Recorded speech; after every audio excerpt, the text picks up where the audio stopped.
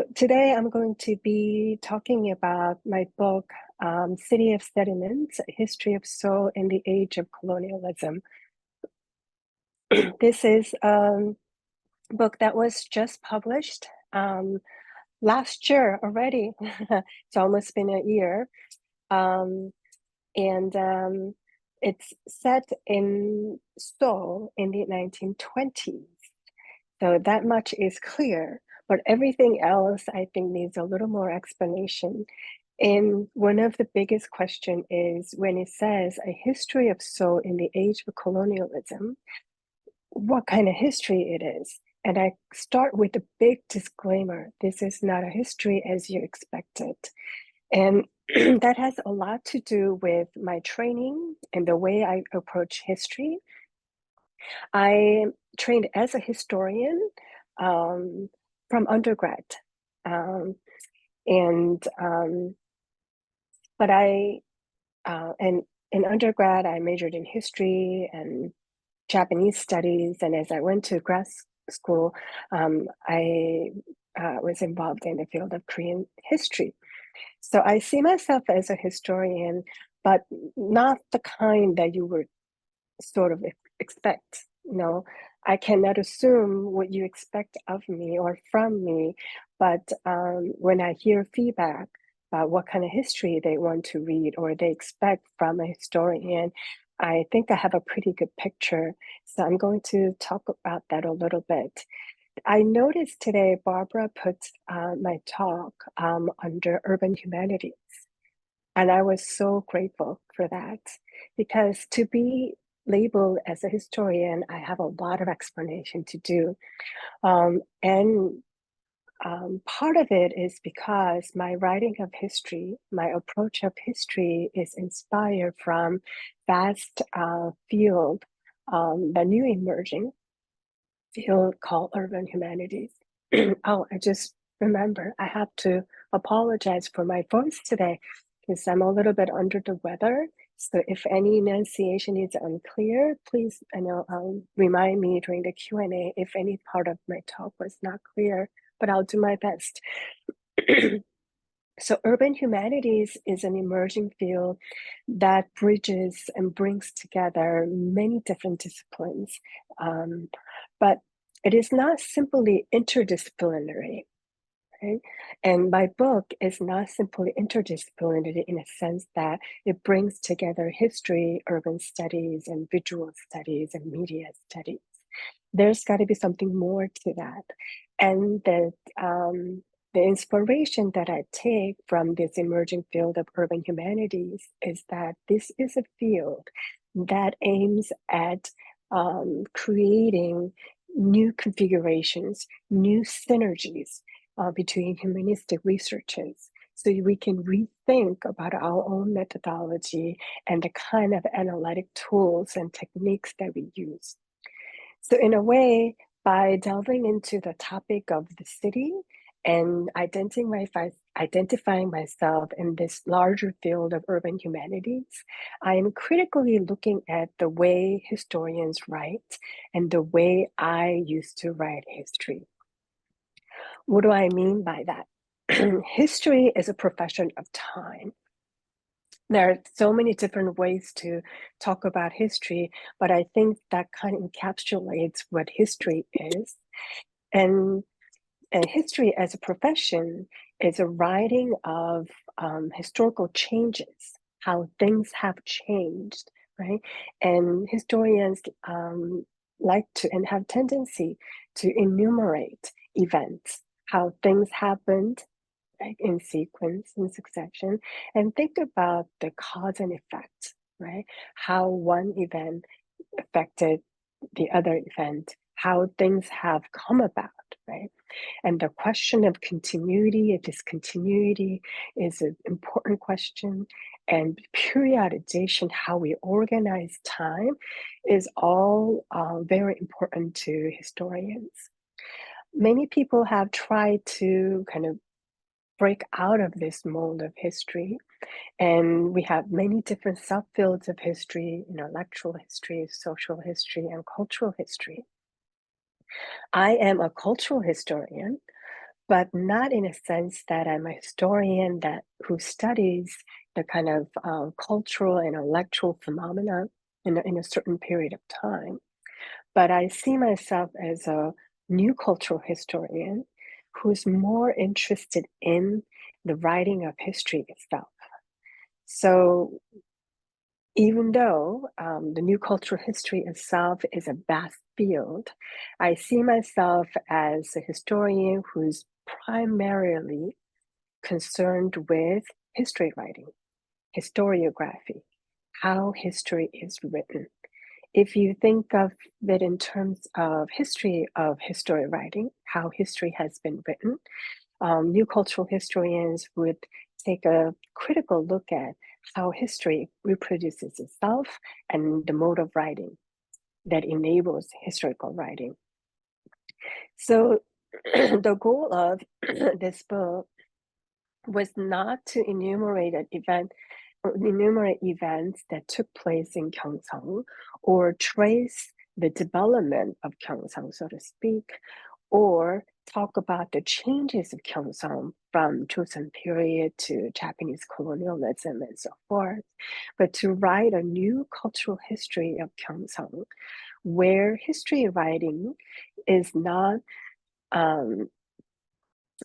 it's not about the changes in sequence in change, but history writing that reveals complexities and contradictions of its own formation. What does that mean?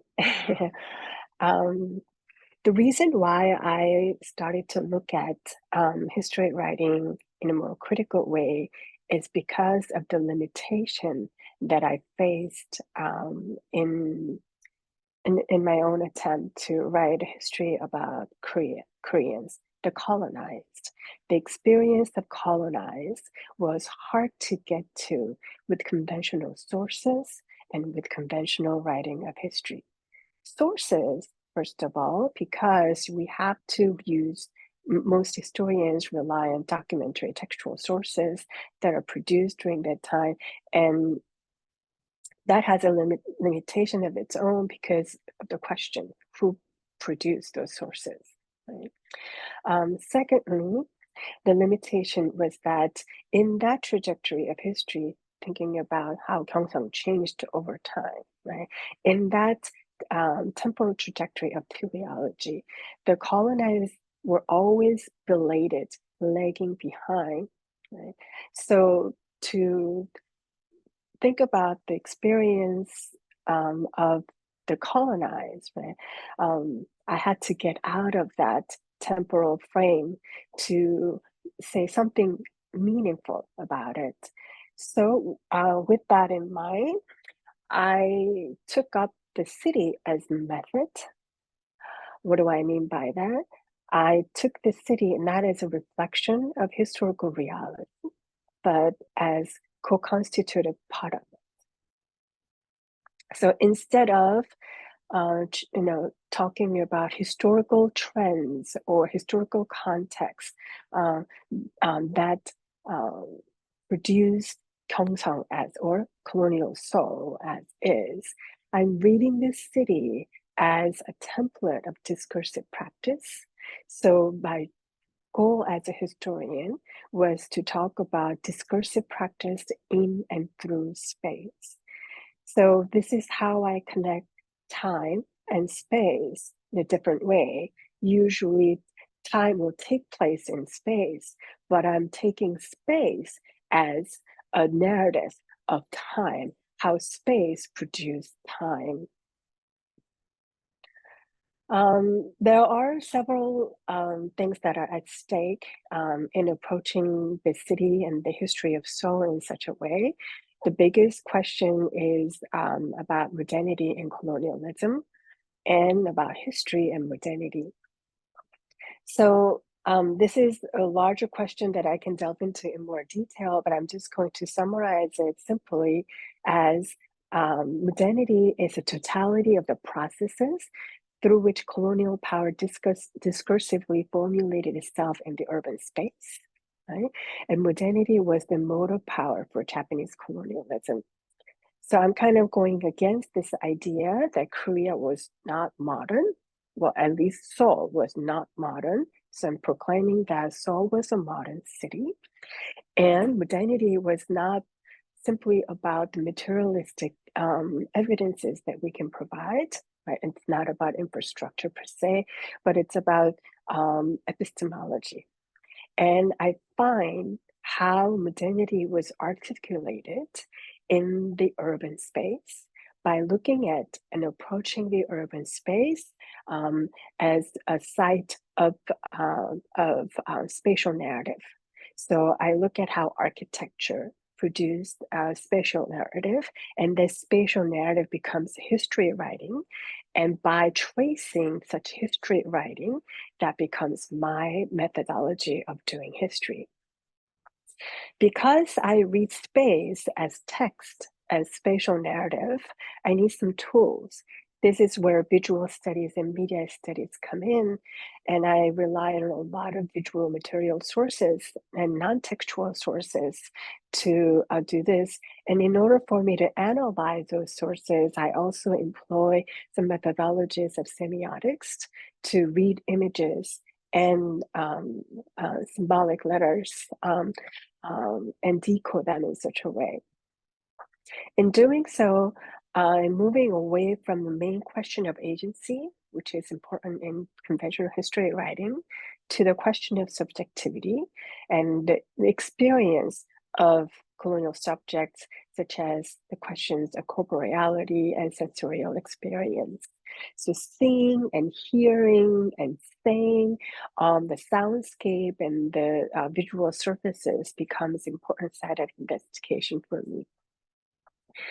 And as I delve into the kind of different surfaces, which I call of soul, I not only simply talk about how they were constructed, my goal is also how those visual languages were deconstructed, right?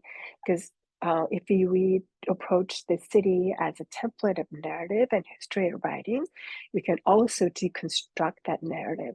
So the goal of that deconstruction is to unfix the language of the visual regime of Japanese colonialism and to talk about the experience of the colonized beyond the binary oppositions of oppression and resistance and modern and not modern. And the eventual goal I state in my book that is writing urban poetics. That was a little bit abstract, I assume. So I'm going to give you a little more concrete examples. I start with architecture, and many of you might be familiar with the architecture on the right, which is the Governor General building that was demolished in 1995. This building became a such potent symbol for colonialism, mainly because it was seen as a symbol of colonial oppression. Right? But also when you look at the style, right? It's kind of Western style, right? Evokes a question about the choice of architectural style. So there are two assumptions that I'm writing against. One is that colonial Korea has the derivative modernity, or the modernity was incomplete. It was a copy because architecture, employed derivative styles of Western architecture, and architecture was a symbol of colonial oppression. Right? In place of this derivative style, I introduced an idea called deception, right? How a seamless narrative was woven through architectural surfaces and positioning, right? And that narrative was a lie, right? But the lie is a very seamless progression of time and history and modernity, and colonized do place within that trajectory. And secondly, in place of colonial oppression, reading this architecture as a symbol, right? I suggest that we read architecture as more of a situated architecture. So here are 3 points that I suggest in how we read architecture. One is this idea called under erasure. Um, the government general building was built on the space of the Gyeongbok Palace, 80% of which were demolished in 1915 to host the industrial expedition. Many people will point to what was destroyed. I point to what remained. In stark contrast to the new building. So the building under erasure, the remainders of the Gyeongbok Palace, right? And the new building, right? This is the situatedness created a temporality, right? That narrates a transition from the old and the new. The new could not exist without the old. So main principle of Japanese architecture was this idea of erasure. It's not just Japanese superimposition of modern ideals, but how Korea, lagging behind, should look to that modern ideals and modernize, right? So I introduced the question of temporality in reading architecture, and that question of temporality also becomes an important part of how to read architecture from the point of view of the movement, right? How we see the architectural space as a panorama, and the idea of cinematic is important, and how we interpret the surface of architecture. So under erasure, the question of temporality and the panorama, how moving about the city create the cinematic images, and architecture, according to Juliana Bruno, becomes the proto-cinema, and ornamentality, how the passerby interprets architectural surfaces and how these architectural surfaces becomes reflective space, right? And the city, how city emerges as an emotive landscape. Right? These are I wish I had more time to get into, but basically these are the kind of nutshells at how I approach architecture and how I think about the urban space as a subjective space, how where a subjective formation is being produced. And that subject is a subject of modernity who can now experience and narrate the temporality of modernity, transition from old to new, and thinking about Korea's place in that temporal trajectory. So this is a reflective and also self-reflective subjectivity. From there on, I talk about the idea of ornament in commercial signage, more of a vernacular ornament than the kind of architectural ornament that the colonized colonial regime created. And in reading the signage, this is where I talk about deconstruction. Again, just to give you a brief explanation how it goes, I talk about how kanji or Chinese characters or hanja as a writing becomes deconstructed into letters, and how in reading those letters it becomes the sound and also interjects the voice of the corporeality, and how those letters were read more as a index sign, and how this moment of indexicality becomes decontextualization, and creates a temporal delay. And I look at how deconstruction is, how deconstruction happens during this time. And I'm sorry that I can't go into details, but I want to move on because the way I layer the architecture, right? First of all, the Japanese colonial architecture on top of Korean traditional architecture. And on the surface of the cosmopolitan or Western ornament, there were vernacular signages, commercial signages layering over that surface. So you kind of see different layering going on. And that's where I drive the idea of sedimentary history. So yes, I see myself as a historian, but historian who proposes a new methodology of doing history. And this is my model, sedimentary history.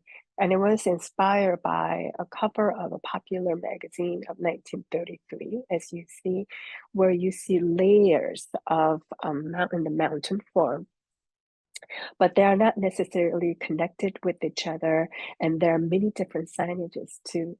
So this kind of works as a speculative model to deploy against the textualization of space, and a kind of a spatialization history, right?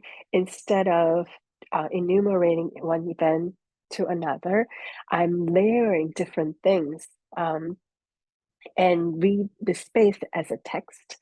And instead of focusing on events, I, talk about those layers as surfaces. And those surfaces are material, visual, oral, auditory, and yes, imaginary. So the sources I drive from are architecture, photography, postcards, maps and tour guides, collectibles, newspapers. So beyond the architectural surfaces, I also go into media spaces and how such, reading of kanji played out in media spaces, a gramophone recording, and also magazine articles, how gossips and inaudible things were written, and how the reading practices also produce rumors and unheard chatters or even audible chatters during the nighttime. So I call them urban miniatures to talk about the insignificant quality of them, right? They might not be have the kind of significant weight to them in the traditional sense, but through these sources, I can kind of composite a picture of Seoul of 1920s that range from architecture, um, um, and commemorative photo album of Kim Ko-jong's funeral, to signage, to gramophone recordings, and the tracing of movements and rumors and gossips on the pages of popular magazines. And every single topic here can be a book of its own. And I could be writing about colonial architecture in one book. I can be writing about the significance of colonial photography in one book, right? But instead of saying a history of colonial photography or history of signage in colonial Seoul, I've kind of arranged them in such a way so that they can offer a glimpse, they can be one layer of experience. And when you combine them in sedimentary history, it looks more like this. This is kind of forced, I suppose. But I start with architecture, right? And how architecture created certain temporality and narrative, right? And then I talk about photography, how photography, reiterated that temporal scheme, specifically through the photographs of Ko-jong's funeral. And on top of the architectural surface, I talk about signage and move on to another media space, a gramophone recording. And I also dig deeper down to explore what I call the infraordinary, the kind of undercurrents of the city, through the kind of drifting movements of reporters, and also under the in the dark of the night, how what things happen in under the blanket of the dark. So I layer things up and I dig deeper down. So the sedimentary history, even though the chapters are organized in sequential way, should look more like this. Um, in doing so, I try to, as I move through these surfaces, I should say, I try to um, show how that visual language of Japanese colonialism, right, the historical narrative that they created becomes deconstructed. So if we look at Japanese colonial architecture as a mode of deception, right, the clear trajectory of history, it gets deconstructed through the signage reading, right? And they also come up with their own deception. The language play is seen as a deception, and later the popular magazine reporters employ the idea of disguise, right, to evade colonial surveillance and so forth. And in doing so, I also deconstruct the prime mode of subjectivity seen by introducing ideas of misrecognition. And this idea of misrecognition gets developed into blindness, which is the core function of camera eye. And this blindness becomes speech, but speech is not simply a mode of orality, but a transcendence of sight. And the to use more semiotic terms, right? How a name such as Gyeongsang, right, becomes disaggregated in language play, and how the subjectivity assumes anonymity in the city and reborn as an unavailable community. So these things probably won't make sense readily to you, but if you get to the book, um, it's this is kind of a chart how things move. So this will help you eventually because um, to get to this idea of sedimentary history. So I think I'm doing okay in terms of time. I think I have about 2 minutes, and then I'm going to uh, say how sedimentary history is really a politics of time, right? In this book, in place of teleology, and in place of modernity, and in place of progress, I introduce many different modes of time, such as duration, delay, time spillover, waiting, simultaneity, and multiple temporalities of incompleteness, randomness, and indeterminacy. And all of these things are co-present and overlaid. They are not necessarily accumulation of time in the conventional sense of sediment. So that here I'm not only deconstructing the idea of history, but also deconstructing the idea of the sediment. So the sediment becomes accumulation of time, not accumulation of over time, right? And this accumulation of time, the idea of repetition, is what I call the time of rehearsal, inspired by artworks by Francis Elise, which is always incomplete and infinite. So that we can write a history that is constantly unclosing rather than foreclosing, right? And when we get to this idea of time, or when we rewrite the time in such a way, then we can also write a politics of time and hopefully a transformative and interventional history. So that is the kind of nutshell and the basic framework of the book. And I know the book is not easy to read. It's dense here and there, and it has a lot of different theories, like media theories, visual theories, and semiotics that you may not be familiar with. So hopefully this will give you kind of clutch, but I will be happy to answer any other questions. So I'm going to stop sharing my slide